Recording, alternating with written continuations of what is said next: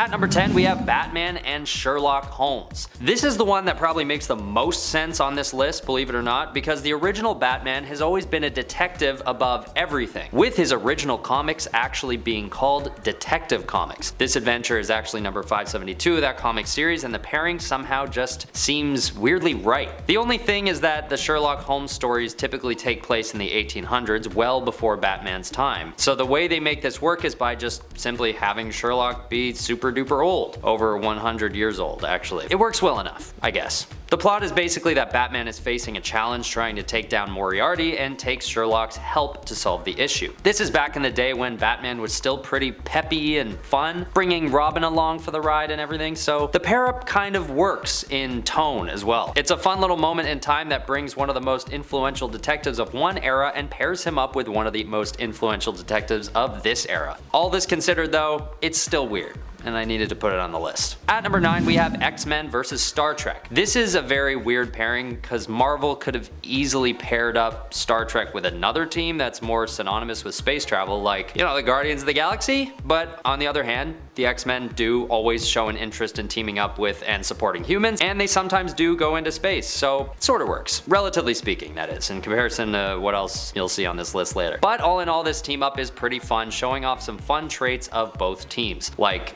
Spock using the Vulcan pinch on Wolverine before they become friendly with one another. But the fun and games subside when the teams are tasked with taking on the threat of the mutant Proteus. This team up actually worked well enough when it was released that they even got a few sequels, so there's that. At number 8 we have Batman and the Teenage Mutant Ninja Turtles. Yes, this team up actually happened. When Shredder comes to Gotham and teams up with Ra's al Ghul and they try and, you know, take over the world together, Batman naturally enters the picture. But so do the 4 Ninja Turtles. The contrast between this darker, more modern Batman and the very fun but very annoying Ninja Turtles makes for a funny combination that is known to actually be pretty good, all things considered. And something about this team up actually does feel right for some reason. Maybe it's the setting of Gotham seeming like it fits for the Turtles, and maybe also something about the dynamic of these characters. Batman does seem like the perfect straight man to the silliness of the Teenage Mutant Ninja Turtles. Regardless, it is weird, but fun, but weird, but fun, and needed a spot on the list. At number 7 is Superman and the NESQUIK bunny.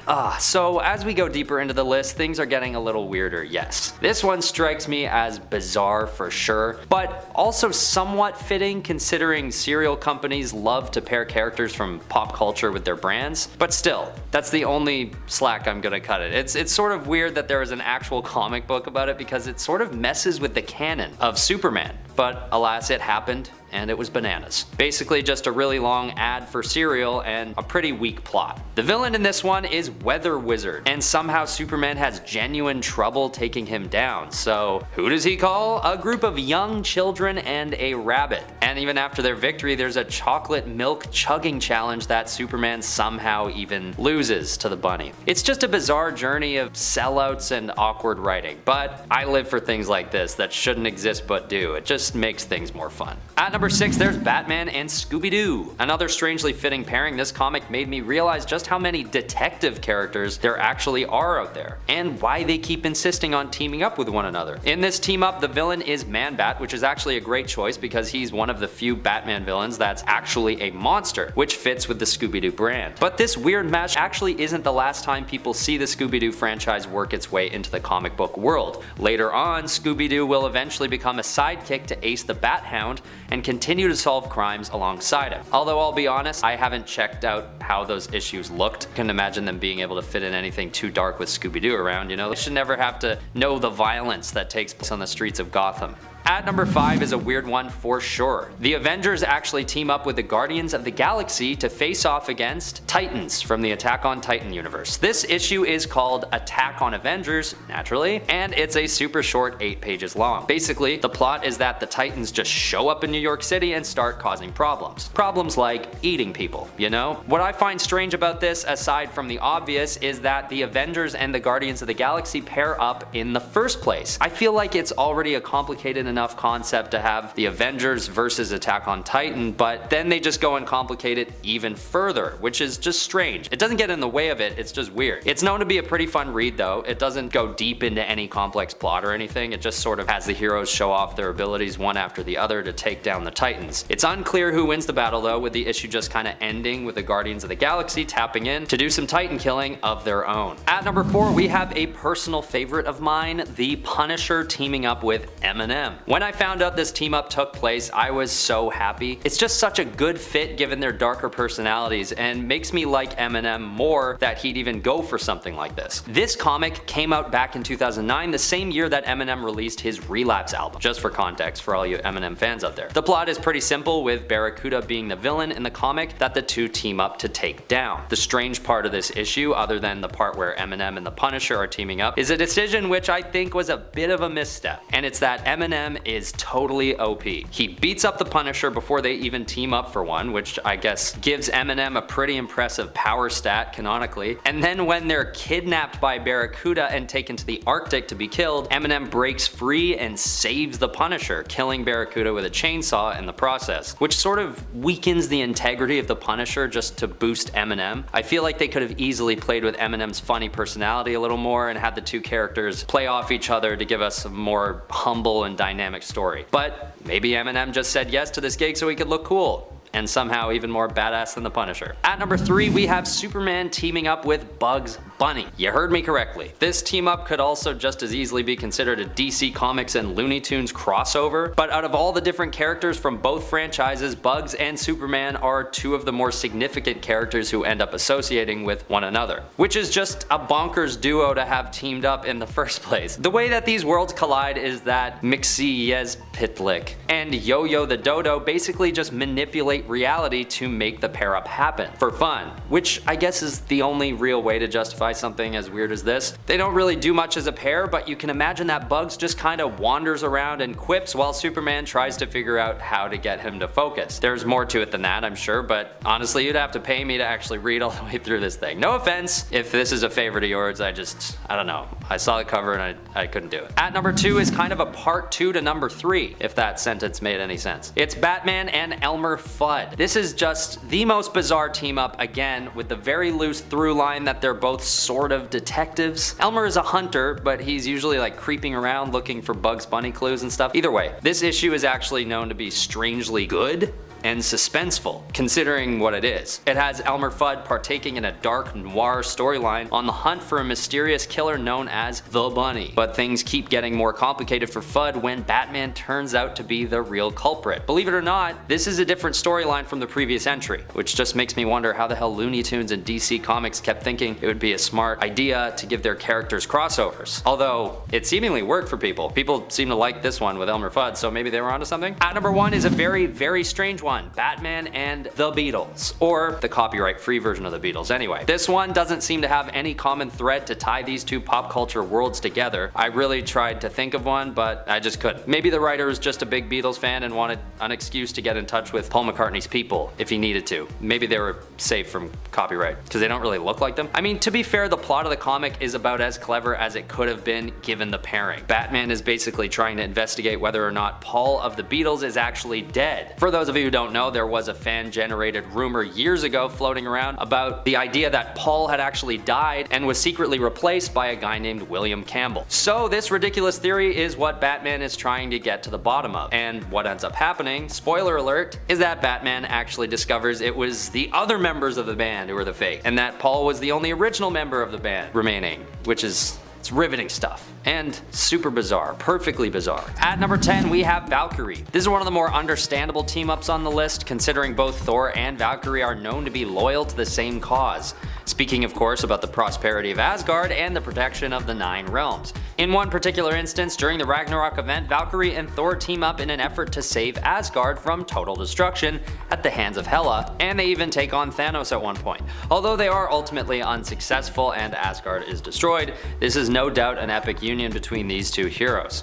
And we can expect them to come together again down the line, knowing that they have a deep respect for each other and very similar stakes on the table. At number 9, we have HERCULES. Thor and Herc come together a few different times, both as allies and as enemies, but of course we'll be focusing on their team-ups for this list. At one point, Hercules finds himself under the control of the Greek god Pluto, having been tricked into ruling the netherworld after signing a film contract. Undoubtedly a bizarre situation to find himself in, but nonetheless, he gets help from Thor, who had previously been more of an adversary to Herc. In fact, before the actual team-up that this entry is about, Hercules and Thor fight a few more times, accidentally, which is really weird because it starts to paint Hercules as this very confused and possibly, I don't know, insecure character who doesn't seem to know what he really wants. Finally, they do end up teaming together and they team up to take down the Wrecking Crew. Later, Herc becomes an ally to the Avengers, which makes for a few more team-ups with the God of Thunder, most notably during the Operation Galactic Storm storyline. At number 8, we have Thor's team-up with Iron Man.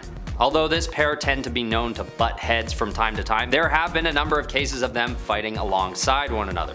Of course they have, they're both part of the same very famous superhero team, the Avengers, but I'm not referring to their time on the Avengers, I'm looking at the times when the two heroes go off on their own.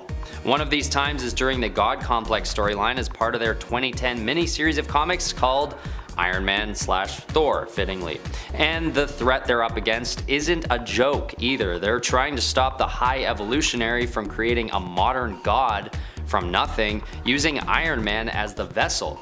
So it's good that Tony Stark has Thor on his side for this one, because dealing with gods and mysticism isn't always the easiest to do on your own if you're immortal, no matter how much money and tech you have. At number 7 is none other than Captain America. Aside from the obvious reason to team up, Thor and Captain America have a pretty healthy relationship going, just the two of them. Possibly the most notable instance of the two teaming up is during the Avengers Prime miniseries when they go to Hell and fight Hela, Thor's sister.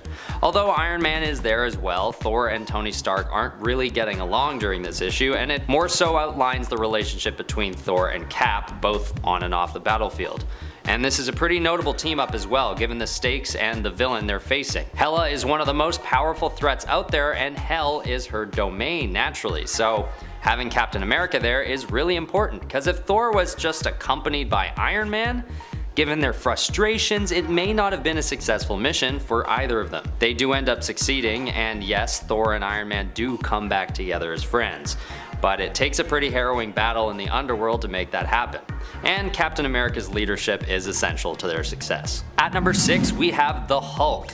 In Thor Ragnarok, Thor and the Hulk come together as a team in an unusual occurrence when they face off against Loki, and they make a surprisingly fitting duo, both having been banished from their homeworlds and forced to face off in this strange gladiatorial arena. At this point in the story, Thor is banished from Asgard and without his hammer, and Hulk finds himself lost on a distant planet, banished from Earth. At this point, he's being used as nothing more than a subject for this planet's violent arena matches, and he even gets pitted against Thor before they eventually decide to team up. So when they do decide to defy their captors and fly back to where they came from, there's more than their combined strength that drives them forward.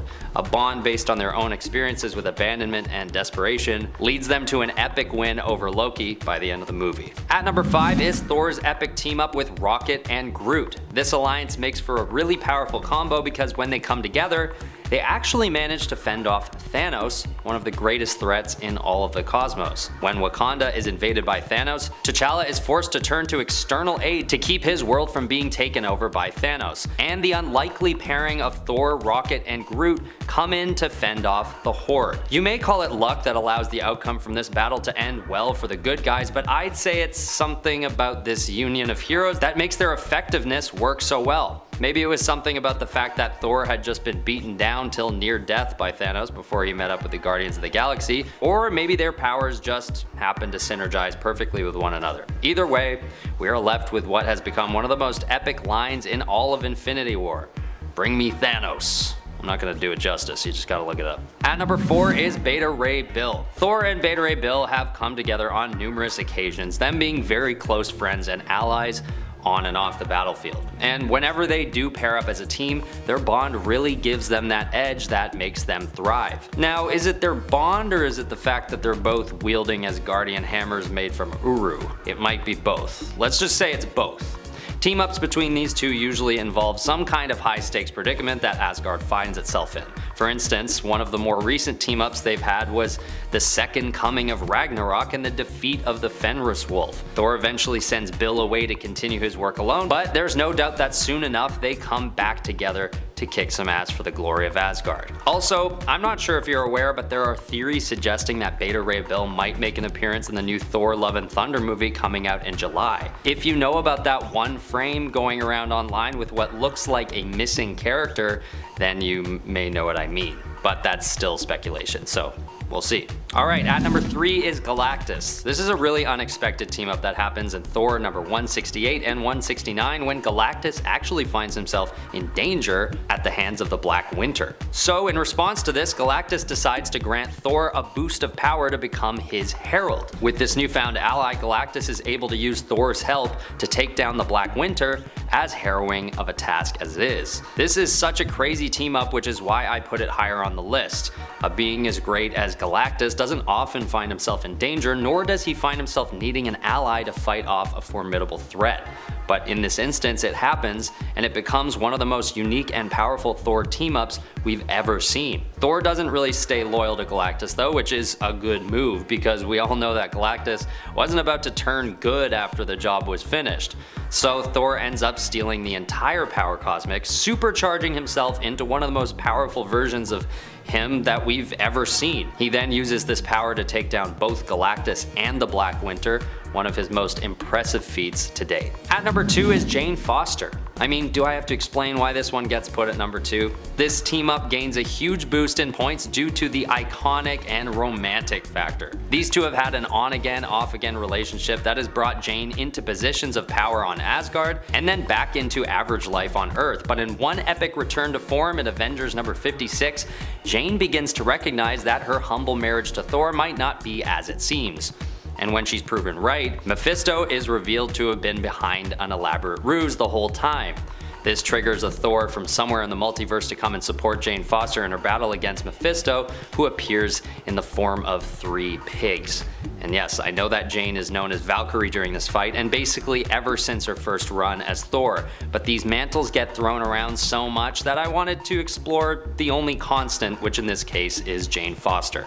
And this isn't the last time these two have or will team up. Whoever's seen the new Thor Love and Thunder trailer knows that she is also going to be making quite the appearance in the new movie coming out in July. Romantic team-ups should always rank high on these lists. Power levels aren't the only thing to consider when two heroes come together. At number 1 is of course Thor's epic and somewhat rare team-up with his brother Loki. Actually, maybe this does happen a few times, but it's mainly because of Thor's tolerance and love for his brother more than anything.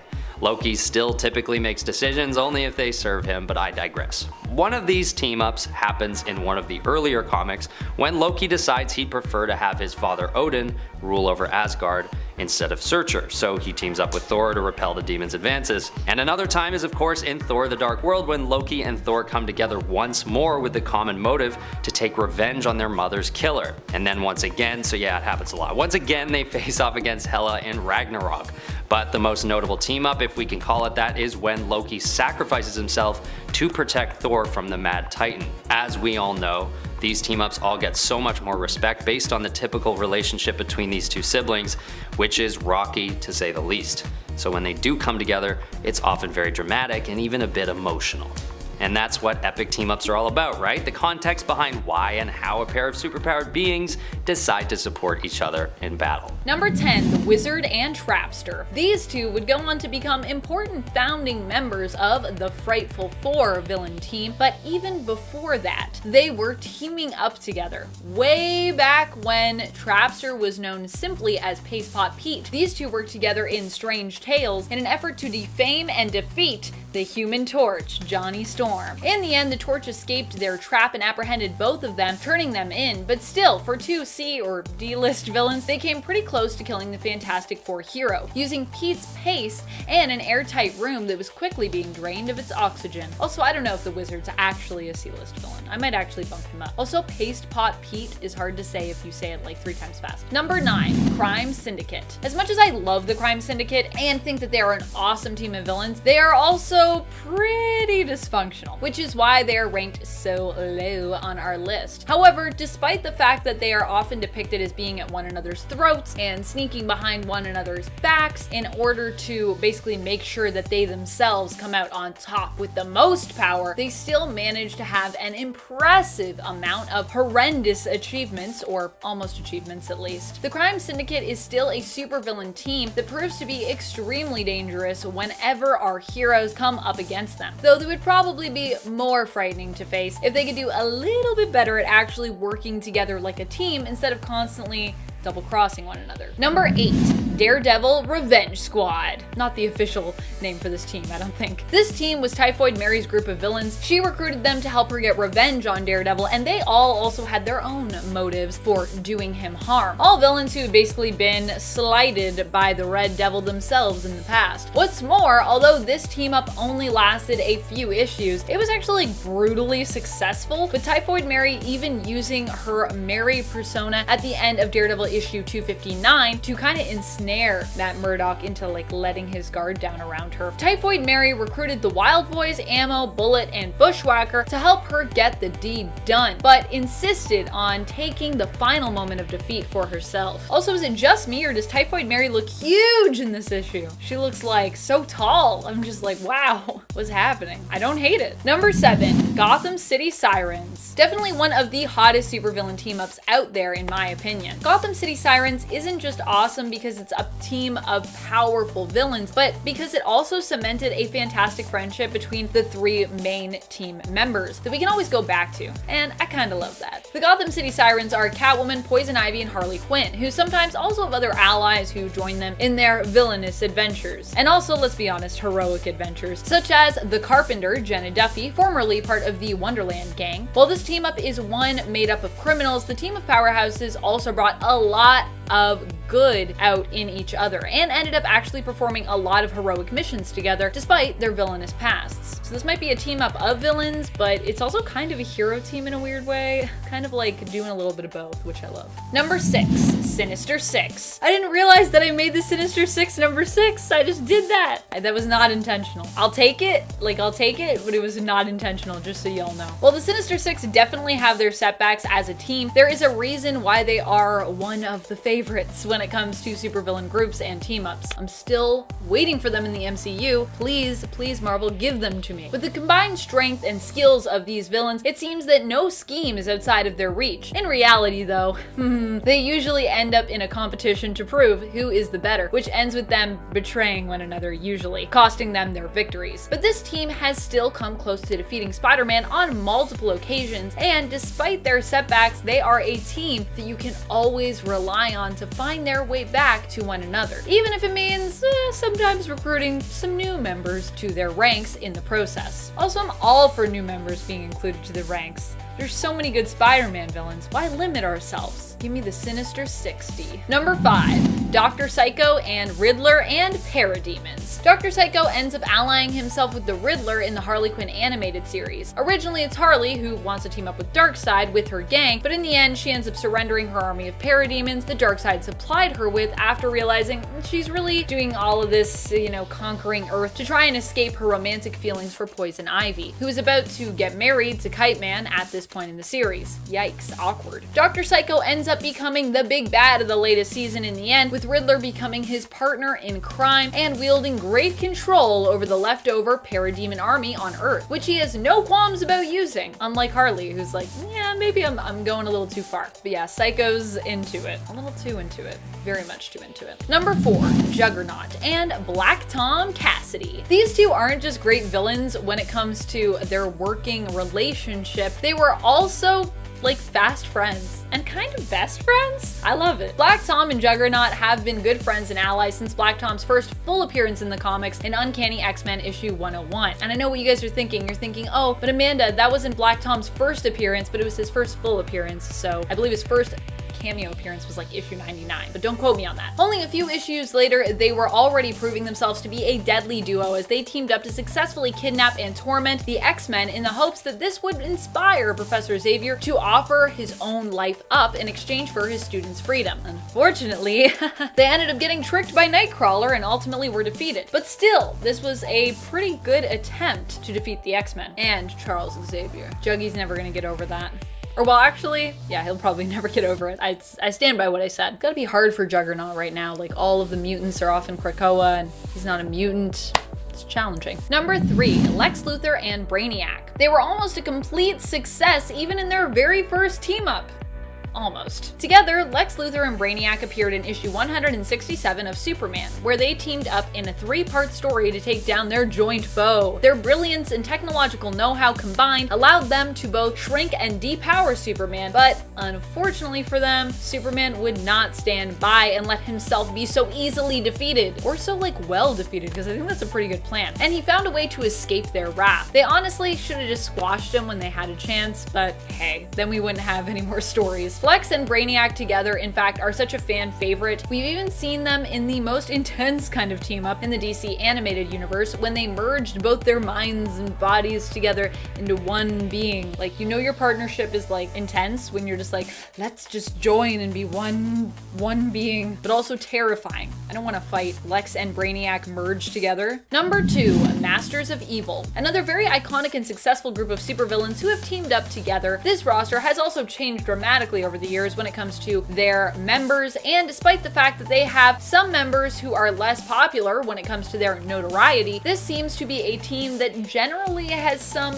measure of success when it comes to their evil plots. The team has consisted of such members as Moonstone, Radioactive Man, Tiger Shark, Titania, and Absorbing Man, with any of the Zemos usually being seen as the most successful leaders of the team to date. But they've also had a lot of different leaders. To date, we've seen multiple incarnations of the team, and we're actually likely in, or at least approaching, the double digits, I think, at this point, when it comes to all the different rosters that we've seen. Number 1, Poison Ivy and Harley Quinn. Yeah, so if you know me, you may have already guessed that they'd be at my top, but yeah, I love Poison Ivy and Harley Quinn. Never mind being, I think, some of the best supervillain team-ups out there. It's just 2 amazing characters. You give me 2 amazing villains together, I'm gonna say that it worked well. These 2 work together in a way that almost allows them to move from the side of villain to hero. In fact, over the last few years, as we've seen their characters develop together, they have both become more and more heroic. Though Ivy is now, of course, kind of headed back in the direction of straight up villain, currently in the comics, after her and Harley's relationship kind of fell apart in the aftermath of Heroes in Crisis. Still, for the most part, these 2 have brought out a lot of the best in each other, and have also managed to pull off some pretty impressive schemes along the way. I don't know whether making each other better and bringing out the hero in each other means that these 2 should be considered a great or an awful supervillain team up, but I personally like to see that as a win, even if it doesn't align with the villainous focus of this list. Any partnership where you bring out the best in someone, for good or for evil, should be considered one of the greatest in my books, because, you know, that's what partnerships and or relationships are all about. Number 10, Mockingbird. In this story from 1980, Spider-Man heads off to Los Angeles and has a run-in with Mockingbird, as well as Nick Fury. This issue fleshes out a lot of the world of S.H.I.E.L.D. and features some stuff that comes up in the movie Captain America: The Winter Soldier. This is far from the weirdest choice on the list, but still has a lot of really weird moments, like Spider-Man pulling a guy from a flying car and tossing him to the street 20 feet below. It's a pretty fun issue, with a lot of great moments with the aforementioned flying car, and Mockingbird kicking some real butt with her battle staves. It's S.H.I.E.L.D. versus Mockingbird, with Spider-Man sort of caught in the middle. He doesn't even like being in LA. Thankfully, things work out for Mockingbird in the end, and she survives getting totally blasted by S.H.I.E.L.D. She actually has quite a career with Marvel, getting her own comic series in 2016, and was even voted number 48 out of 50 in IGN's top 50 Avengers. She barely made the list, just like this list. Number 9, Ghost Rider. Now these 2 definitely make for an unusual pairing. I feel like Ghost Rider with his penance stare is pretty much the furthest possible thing from the tongue-lashing Spidey dishes out with the endless quips and puns. In this story, called If an Eye Offend Thee, our dynamic duo goes up against Orb, a mysterious villain with a giant eyeball for a head. Peter Parker and MJ see a billboard advertising Ghost Rider's latest stunt show and decide to come and watch, blow off some steam, you know? Pete is really impressed by Ghost Rider's makeup, not suspecting he's actually possessed by a demon. During the show, Orb shows up and entrances the guards and the crowd just by looking at them with his giant eyeball, then attempts to kidnap Ghost Rider's girlfriend Roxanne. Ghost Rider is unable to catch Orb as he uses his hypnosis to make audience members walk in front of the Ghost Rider, causing him to wipe out on his cycle. In the stunning conclusion, they leap out of the way of a train, Ghost Rider and Spider-Man, but Orb is not so lucky and totally gets hit. However, when they search the scene afterwards, they fail to locate Orb's body. Finally, Spider-Man swings off into the night, a bit disturbed by Ghost Rider's comment that he's not wearing a mask or makeup. Number 8. The Werewolf by Night. In this issue, Spidey is on the move again, this time to San Francisco on an assignment for the Daily Bugle. Exploring the Golden Gate Bridge, he barely reacts in time when the werewolf leaps out from a hiding place and attacks. Spidey stops the both of them from falling to their deaths with a quick bit of webbing action, and then tosses Werewolf off of the bridge into the water. The end. I'm just kidding. Werewolf does appear again later, but during the encounter the sun rises and Peter witnesses him changing back into his human form, Jack Russell. Spidey decides to help Jack, and before long he's confronting Moondark in a theater, taking him down and helping the werewolf to return to normal, no longer under Moondark's influence. Spidey does a lot of monologuing in this issue, recounting the recent death of Gwen Stacy and other recent events in his run. Also neat fact, Spidey's adventures in San Francisco continue along in the next Daredevil, issue 103, where those two meet up and team up against Ramrod. Black Widow is actually in that episode too. Team ups! Number 7. Red Sonja. Spider-Man and Red Sonja actually had an exciting romantically charged adventure recently across 5 issues in 2007, but I'm talking about their first encounter in Marvel Team-Up number 79 from 1979 called Sword of the She-Devil. Red Sonja first appeared as a character in Conan the Barbarian, but she went on to have her very own popular series and even a movie in the 80s. In this epic issue, we see worlds collide as Mary Jane transforms into Red Sonja. Red Sonja fights along Spider-Man against an evil sorcerer. The writers cleverly use a museum and some ancient artifacts to connect Sonja's world to the modern day New York home of Spider-Man. It's pretty epic seeing the combination of fantasy monsters and swords mixed with the classic Spider-Man quipping and web slinging. I'm sure fans who liked both comics at the time really enjoyed this crossover. In the end, Red Sonja transforms back into MJ on page 19, revealing that she was only possessed. It's one of the few examples where possession isn't necessarily a bad thing. Spidey would have had a hard time taking on this foe by himself. Number 6. Frankenstein's Monster. This issue was definitely an attempt to boost sales and create more support for Marvel's Frankenstein character, whose run started in 1973. During this story, Frankenstein recaps his origin from Frankenstein issue number 1, and he talks a bit about his battles against Dracula in issues 7 through 11. So basically in the issue, Spider-Man gets blasted with a ray beam while he's trying to stop a robbery and inexplicably wakes up on a table next to Frankenstein. They escape from this castle and find themselves in the mountains and later rescue Judith Klemmer, an agent of S.H.I.E.L.D., on an assignment to stop the monster maker von Schucht, who plans to rule the world with an army of monsters. Classic. Spidey and Judith sneak in the back of his castle while Frankenstein just busts in the front door, beating the crap out of anybody who opposes him. When Frankenstein finally walks into the main chamber, he sees the monster maker releasing another prisoner against Spidey and Judith, the Man-Wolf. The story is continued in issue number 37, but I'll leave that for you to discover on your own. Number 5. Dr. Doom. I know, right? How could Spidey possibly end up on the same side as the nefarious Victor Von Doom? We actually also see Vision and Scarlet Witch in this crazy crossover. A mystical being called the Dark Rider is attempting to steal Dr. Doom's magical energies, but Spider-Man and Vision attack him together. He uses his powers to make a cat grow to a humongous size, and the heroes are kept busy battling it until Scarlet Witch hits it with a hex bolt, returning the cat to its normal size.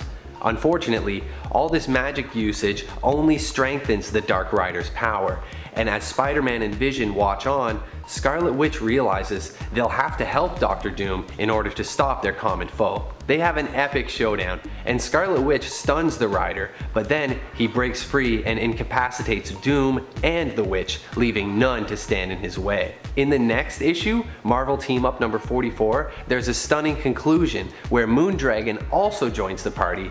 It's a whole crazy host of heroes. These team-ups are a lot of fun, and they were also a great marketing tool for Marvel back in the day. Number 4. Howard the Duck. A lot of these entries are from the Marvel Team Up series, but this next one is actually from 1996 during the Clone Saga event when Marvel had a run of Spider-Man team-ups. In this comic, we're actually treated to 2 fantastic team-ups, the first being Spider-Man and Gambit, but it's actually Spider-Man alongside Howard the Duck that I found really strange. This story crosses over with a Savage Dragon Destroyer Duck story that was in publication by Image Comics at the time. Peter Parker can hardly believe it when he overhears some bystanders say a recent robbery was committed by 2 men dressed as turtles in spacesuits. But it's really happening in this crazy crossover that incorporates the world of the Teenage Mutant Ninja Turtles. Funny enough, there is actually still debate surrounding whether or not the version of Howard the Duck from this comic is canon, with some people arguing that this version of Howard is a clone and actually exists separately from the Image Comics universe. Man, it's Clone Saga, am I right? Number 3, not ready for primetime players. In this absolutely unexpected team up, Peter and Mary Jane happen to somehow have tickets to Saturday Night Live. A mysterious, powerful ring was given to a member of the cast, and the Silver Samurai has come to infiltrate the show and try to steal the ring back. We get to see John Belushi, Dan Aykroyd, and even Lorne Michaels as things unfold backstage in the dressing rooms, and Stan Lee is the host of SNL tonight performing the opening monologue. Sounds like an episode of SNL I would actually want to watch. After a ton of wacky antics and drama, the samurai obtains his ring and disappears back to his own time, presumably. Luckily, the audience has no idea and thinks it was all part of the show. It turns out in the end that the ring was mailed to Belushi by mistake. It's honestly just one trope piled on top of another with a whole bunch of guest stars. So while it's not the most compelling story, it certainly makes for a very memorable comic book moment. Number 2, Aunt May and Franklin Richards. This crazy issue sees Spidey totally take the back seat while we go on a crazy escapade with Aunt May, the new Herald of Galactus. This issue opens with the death of Nova, and we see Galactus mourn the loss and contemplate what to do. He heads to Earth, hoping to ask Reed Richards for some help, but instead finds Franklin Richards at the circus with Peter and his Aunt May. He decides he's going to take Franklin to be his new herald, but Franklin uses his power to transfer the transformation energy from Galactus over to May Parker, transforming her into Golden Oldie, the Herald of Galactus. She's practically a sentient Twinkie in this paper-thin advertisement, but it still has a lot of heart. She collects all of the Twinkies on Earth to satiate Galactus, but it simply isn't enough, and eventually she finds an entire Twinkie planet, which Galactus promptly devours. Then May comes on back to Earth, and Pete wakes up at the end discovering it was all a dream. Then another person wakes up seeing that that was just a dream, and there's a few panels of that. It's a pretty funny ending to the whole comic. Number 1, Spider-Man and Ren and Stimpy. No doubt one of the weirdest crossovers I've seen, but it was still a fun one. It's Ren and Stimpy number 6, where Spider-Man shows up. He definitely gave them a boost because their run went on for 44 issues altogether. If you didn't know, Ren and Stimpy was a popular Nickelodeon show from the 90s that also had a Marvel Comics series. Spidey steps in to replace Powdered Toast Man, the beloved mascot of our duo's favorite breakfast cereal. Spidey reveals that he's just stepping in to temporarily fill the job, as Toast Man is currently being mind controlled by the evil Donut. The whole thing is full to the brim with puns and stuff. Toast Man hurling razor sharp bread like batarangs and being called a serial offender. Donut even has to boost his testosterone at one point to help take on Spider-Man. The whole thing is weird, it's wacky, and it's definitely worth checking out.